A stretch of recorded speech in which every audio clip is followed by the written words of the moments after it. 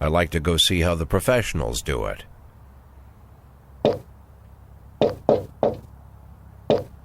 Some might say the chief of police has no business in an institution like this, but in fact it's the quietest and safest place in town. You won't run into any reporters, nobody gets into any fights, nobody drinks too much, nobody even raises their voice. The place is owned by an elderly gentleman who knows how to keep things under control. That's why I never invite my friends here. I wanted to make an exception for my 60th birthday, but most of my colleagues are young enough to be my sons, and they'd rather just hire prostitutes. Why stare at some boobs when you can take the whole package for yourself? But there's none of that in our club. Even looking too long is considered indecent. You can get an occasional glimpse, like by accident. The rest of the time you just pretend that you're immersed in conversation, or just come by for a drink. Doesn't mean these gentlemen wouldn't want their bald heads smothered in tits. It's just that nobody says it out loud. My younger colleagues might call it hypocrisy, but I call it the good old-fashioned manners. Good manners and leave the rest unsaid. She agrees to unbutton her blouse, and we agree not to pay too much attention. The girls are on a quiet prowl, too. They're looking for a way out of their cramped rooms. Maybe make friends with some wealthy patron with a pacemaker and dentures. Everybody wants something. But we have to control ourselves, or we'll all turn into libertines and prostitutes. Hell, if there weren't any rules, I'd be belching and farting, jumping up on the table, arms held high, yelling, "Shake it, baby!"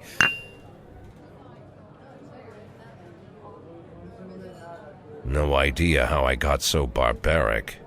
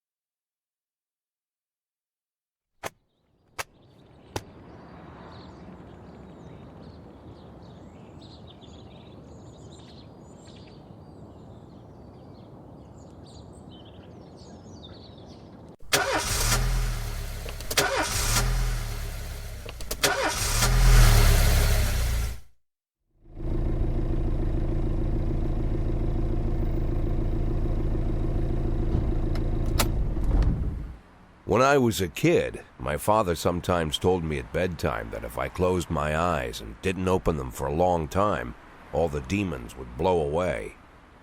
Yesterday I turned 60, but I still take his advice. Not because I'm sentimental or want to keep the memory of my father alive. I just can't think of a better solution. To get away from all the demons that haunt Freeburg, I'd need to wear a blindfold 24/7. Plus, it's a good idea to act blind when talking to reporters. At least that's what my colleagues say. They're afraid of press conferences. But for me, it's more like a confessional. No matter what lies you tell, you're privately thinking the honest answers. It helps me remember who I am. The fact that I'll be reading all about it in the papers tomorrow is a small price to pay. Call it penance for the preacher.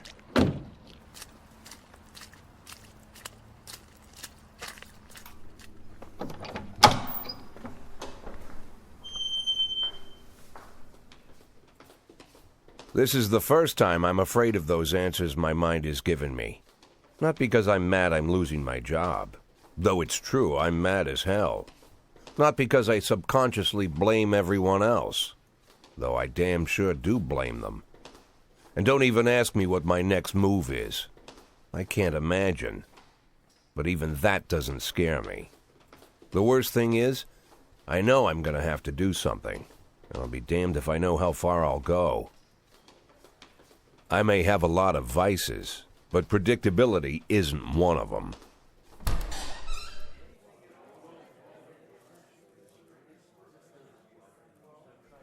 I learned a long time ago how to drive away the swarming demons. But what do you do when they're trying to rip your soul from your skin? Shutting my eyes tight as I can. The best solution remains the same: play blind.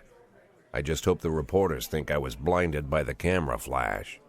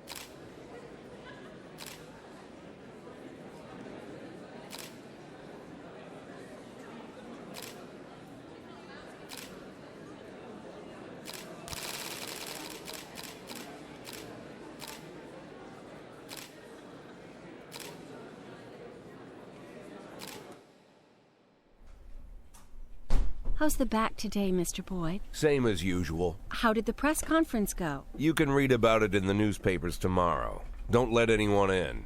Even Mr. Kendrick? Especially Mr. Kendrick.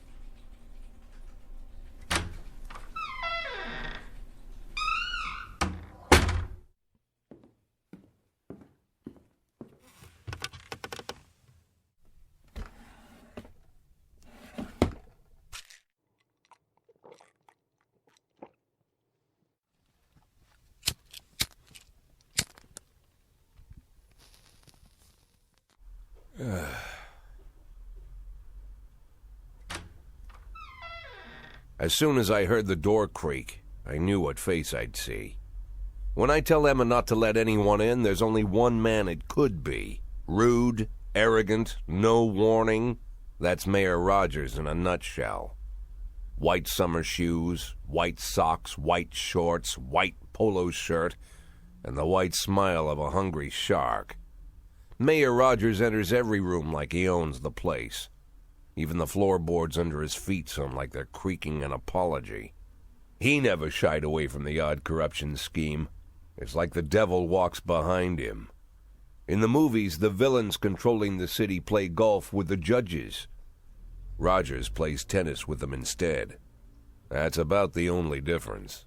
Jack, I was hoping to catch you after the press conference. You ran away so quick. There's no smoking at City Hall. No reason for me to hang around. Well, this morning I signed a ban on smoking in all public buildings. Soon you won't be able to smoke here either. Soon enough I won't be here at all. That's what I wanted to talk to you about. The people of this city like you, Jack. The police chief of all people. Don't betray that, Jack. Don't get wrapped up in any schemes. Sit nice and quiet for the next 180 days, and you'll be remembered as a hero.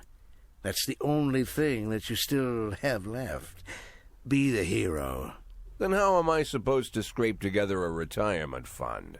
You had a million chances to secure a luxury pension, one that even I would have envied, although I've never set aside any money for myself.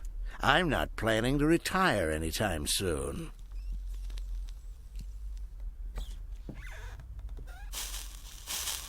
"180 days of quiet, Jack. That's all I need. I don't have any problems with you, and you won't have any problems with me. I have a new assistant, Troy Starr. If you have something to tell me, call him. But try not to bother him. He's a busy man." I'll do my best. "And quit smoking up the office. One of my friends will be using it soon."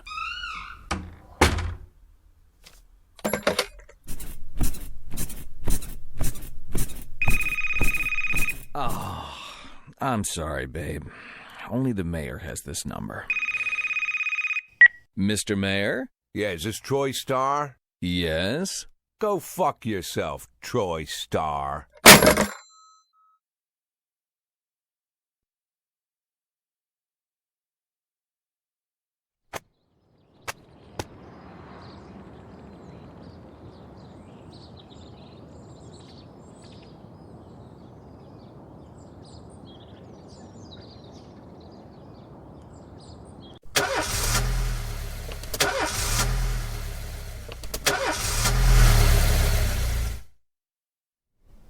Cops don't use the police station cafeteria anymore.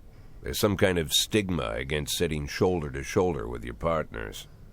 Everybody just takes snacks from the machines or grabs a meal and hammers it down in the corner like a vulture on a corpse. The main thing? Don't look into anyone's eyes. Could be construed as an invitation to sit together. The only people eating here are ghosts.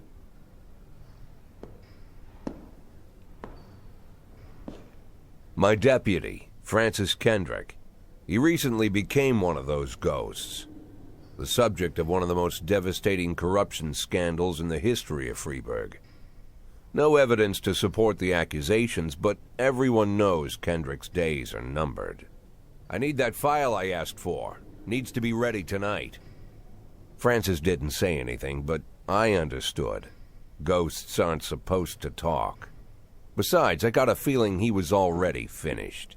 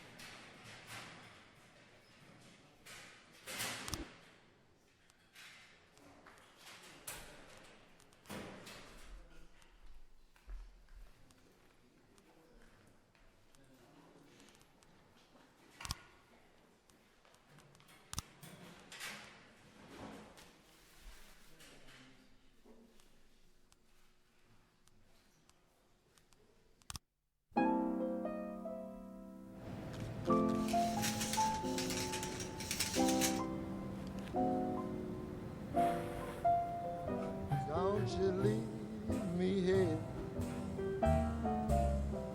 Don't you leave me here. you must go, sweet mama, please leave a dime for beer. The rooster crowed and the hen ran around. She said, if you want my fricassee, you'll have to run me down.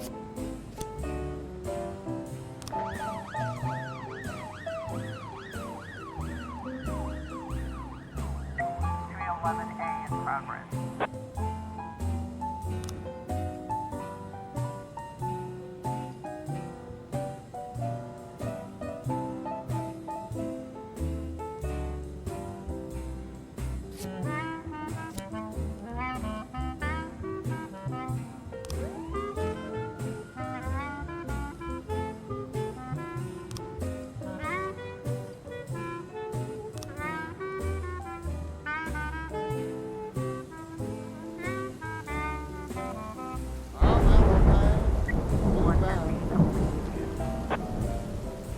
Alabama bound. I followed you round from town to town. Alabama bound. Don't you leave me here.